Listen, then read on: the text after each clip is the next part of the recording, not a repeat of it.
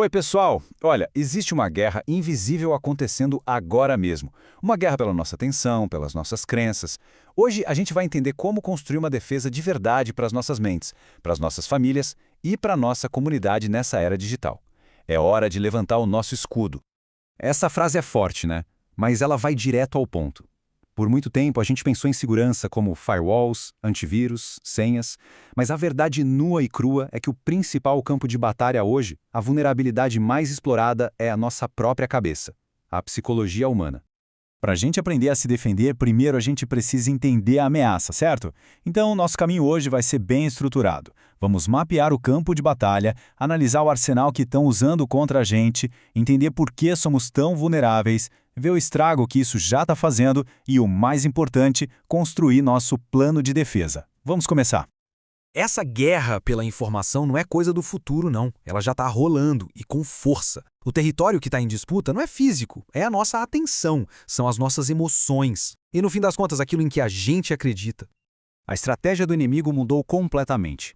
Eles perceberam que é muito, mas muito mais fácil e barato manipular uma pessoa para que ela mesma entregue a chave do castelo do que tentar derrubar o portão à força. O objetivo não é mais invadir o sistema, é fazer com que a gente faça o login para eles. Bom, se a gente já definiu o campo de batalha, agora vamos dar uma olhada nas armas que estão sendo usadas contra nós. É fundamental conhecer o arsenal do inimigo para poder construir uma defesa que funcione de verdade. E aqui a gente chega num conceito-chave, o hacking ciber-humano. Isso não é sobre explorar falhas em linhas de código, é sobre explorar falhas na nossa programação humana. O medo, a curiosidade, a ganância, o senso de urgência, a nossa necessidade de pertencer a um grupo, é a boa e velha engenharia social, só que numa escala industrial e turbinada pela tecnologia.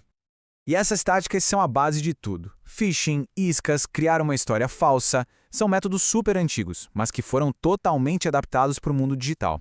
E por que funcionam tão bem? Porque eles não exploram uma falha no seu computador, eles exploram um atalho no nosso cérebro, na nossa forma de pensar. Mas agora a coisa fica séria de verdade.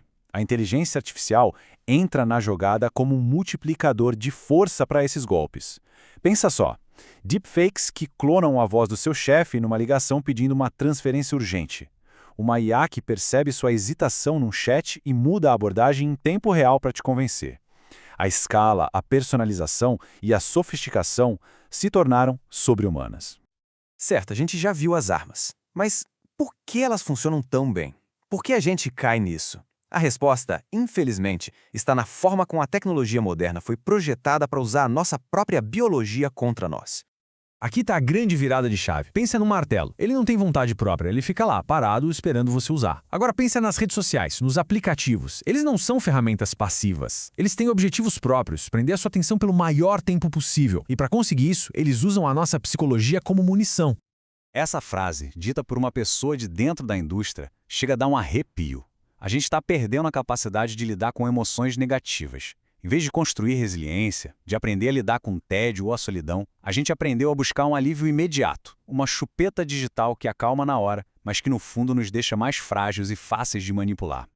Então o ponto crucial é este. Essas plataformas hackeiam diretamente o sistema de recompensa do nosso cérebro. A nossa necessidade de ser aceito socialmente é um instinto de sobrevivência de milhões de anos. E agora, essa necessidade é explorada, sendo dosada pra gente a cada notificação, a cada like, criando um ciclo de vício que é dificílimo de quebrar. E quando pais, educadores, líderes, pessoas que têm o dever de cuidar e proteger, simplesmente ignoram esse novo ambiente e não buscam entender o que está acontecendo, a inação deles deixa de ser só uma omissão. Ela se torna negligência. É uma falha crítica de responsabilidade, uma violação do dever de cuidado, especialmente com as nossas crianças, que são as mais vulneráveis de todas. E que fique claro, isso não é um problema teórico abstrato. Essa manipulação psicológica em massa está gerando um verdadeiro caos, com consequências devastadoras e bem reais, tanto para indivíduos quanto para a sociedade como um todo. Parem e pensem nesse número: 95%. Isso quer dizer que em praticamente toda falha de segurança digital existe um componente humano. A gente gasta bilhões em tecnologia de proteção, mas o principal ponto de entrada continuando sendo nós.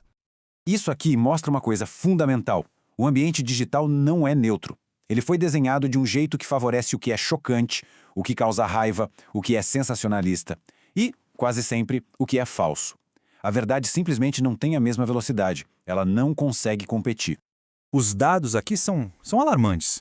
A primeira geração que cresceu com redes sociais desde o ensino fundamental está enfrentando uma epidemia de saúde mental sem precedentes. O gráfico mostra uma correlação assustadora entre a popularização dessas plataformas e o aumento vertiginoso de ansiedade, depressão e automutilação entre os jovens. O caso da Cambridge Analytica foi um divisor de águas. O problema ali não foi só o roubo de dados, foi a transformação desses dados em armas. Eles usaram milhares de informações para criar modelos psicológicos de cada eleitor e, a partir daí, bombardear os mais influenciáveis com conteúdo manipulador, transformando a psicologia de cada um em uma arma contra a própria democracia. E aqui a gente chega no verdadeiro risco existencial. Não é um robô do futuro como a arma. A ameaça é a tecnologia funcionando como um acelerador do caos social, da desconfiança, da polarização, do ódio, corroendo a base da nossa sociedade e nos tornando incapazes de resolver problemas reais juntos. Ok, no diagnóstico é pesado, eu sei. Mas agora é a hora de virar o jogo. Nós não estamos indefesos. A gente pode e deve passar de alvos passivos para uma linha de defesa ativa. Do mesmo jeito que um sistema de defesa protege um país, a gente precisa construir um nosso próprio domo de ferro ciberhumano. A pergunta é essa, e a resposta precisa ser uma estratégia com várias frentes, combinando consciência individual, uma nova forma de pensar e, principalmente, ação coletiva. O programa Shield Cyberhuman se apoia em 3 pilares. Primeiro, o firewall humano.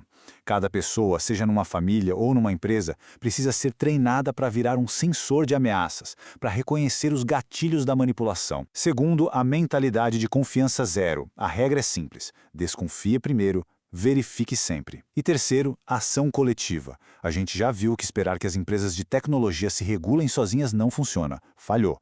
É hora de exigir responsabilidade, exigir leis que protejam a mente das pessoas. Essa pergunta, vinda de quem entende o sistema por dentro, deveria tirar o nosso sono. Porque o que está em jogo aqui não é só a nossa privacidade ou nosso bem-estar. É a própria sobrevivência do processo democrático como a gente conhece. E no fim, tudo se resume a isso. Estão usando a tecnologia para minerar a nossa experiência de vida e nos transformar em meros pontos de dados programáveis. A nossa dignidade, a nossa autonomia, o nosso futuro, tudo isso está em jogo. A questão não é mais se a ameaça é real.